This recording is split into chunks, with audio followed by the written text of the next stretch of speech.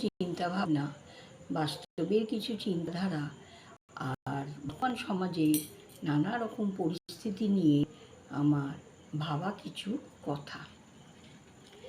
ব্যক্তিগত জীবনে সৎ, ন্যায়পরায়ণ ও ক্ষমাশীল হতে হবে। নিজের জীবনটাকে সুন্দর করে গড়ে তোলার জন্য একজন ভালো মানুষ হতে হবে।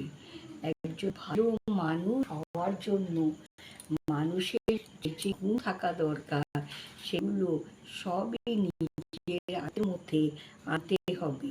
নিজেকে ভালো মানুষ হয়ে উঠলে পারে নিজের জীবনটাকে সুন্দরভাবে সাজানো যাবে।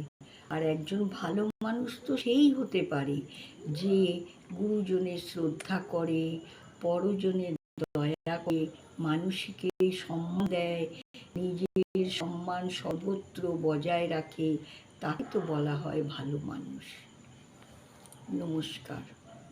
আমার বলা কথা যদি ভালো লাগে তাহলে প্লিজ আমার পেজটিকে লাইক, কমেন্ট, শেয়ার ও সাবস্ক্রাইব করে দিও। ধন্যবাদ।